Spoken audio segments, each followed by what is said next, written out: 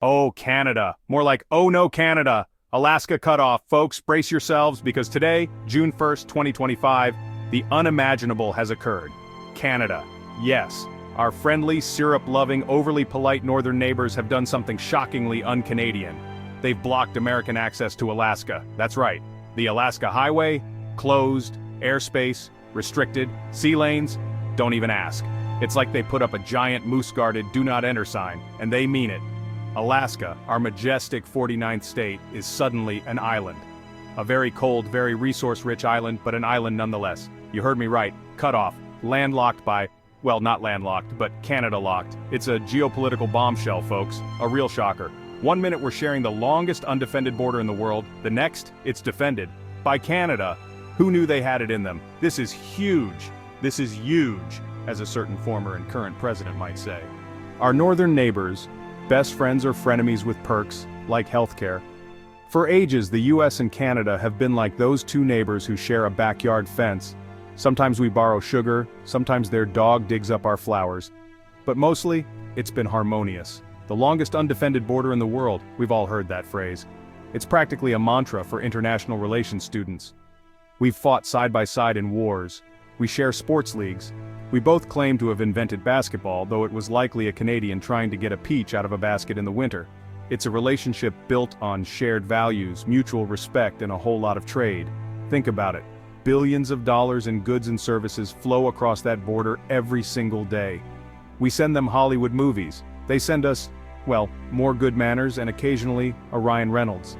It's a symbiotic relationship. Or at least it used to be. This isn't just some minor spat over who has the better bacon. This is different. The Great Canadian Barricade, why did they do it, eh?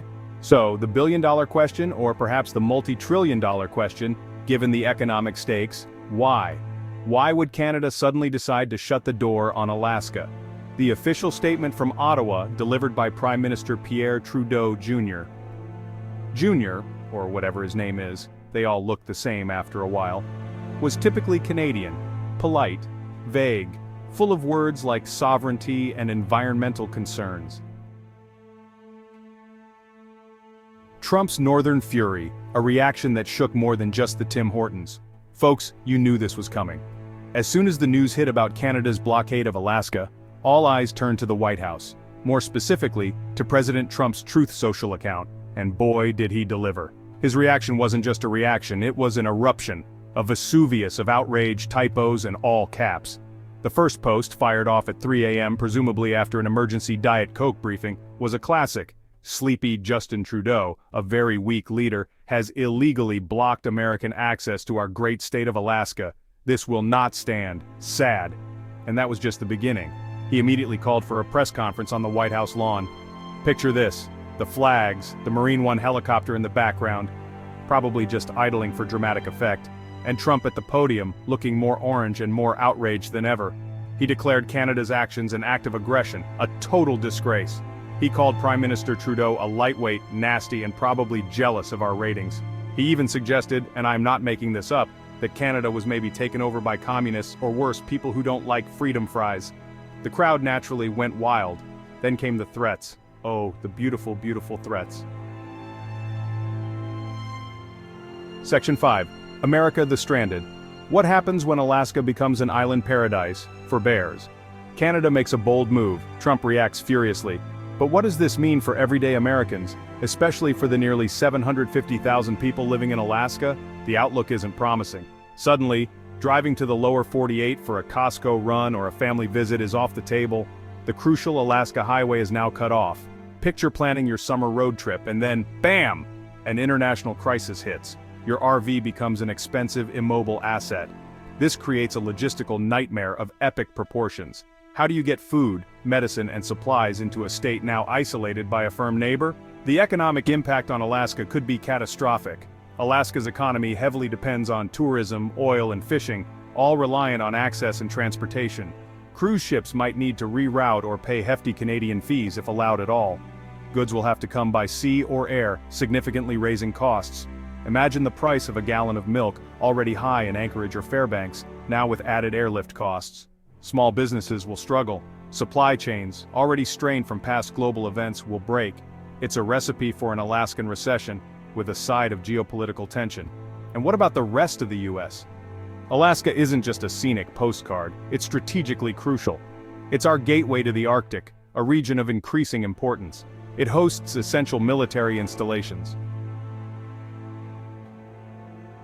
Section 6, Canada's Big Moose Move, poking the eagle politely, of course. Now let's turn the maple leaf over, folks. How does Canada view this newly reinforced border? It's a bold move, a daring strategy.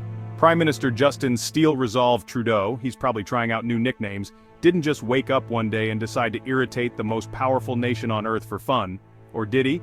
No, there's definitely a strategy here. Canada is essentially nudging the American eagle with a hockey stick. A very polite hockey stick, of course, with "excuse me" written on the tape, but a nudge nonetheless. They must believe the potential benefits outweigh the very clear risks.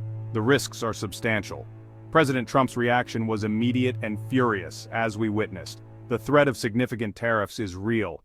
American economic retaliation could severely impact key Canadian industries. Remember, a large portion of Canada's trade is with the US. If we stop buying their lumber, their oil, their, whatever else they sell besides politeness and poutine, their economy could freeze over colder than a Winnipeg winter. Section 7. Haven't we been here before? A quick jaunt down border dispute lane. Believe it or not, folks, this Canadian blockade isn't the first border conflict North America has faced. While cutting off an entire state is unprecedented, border tensions and disputes are nothing new. Remember the Pig War of 1859? Yes, a war. Over a pig. An American farmer shot a British, Canadian, pre-Confederation pig that was rooting in his potatoes on the San Juan Islands. Things escalated quickly, and troops were deployed. Fortunately, cooler heads prevailed, and the only casualty was the pig. It may sound absurd, but it illustrates how even minor disputes can escalate when borders and sovereignty are at stake. Consider the long and complex history of the US-Mexico border. Though a different scenario, it's filled with territorial changes, disputes, and, more recently, walls and heated political debates.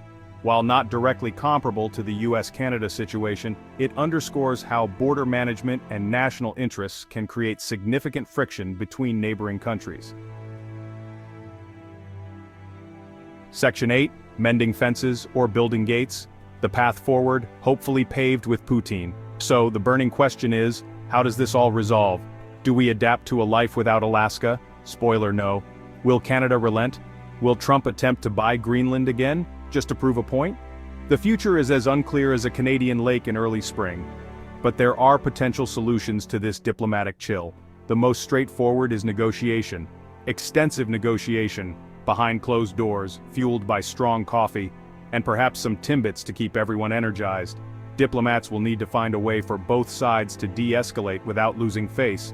This will likely involve addressing Canada's concerns, Arctic sovereignty, environmental protection, even if other motives are suspected.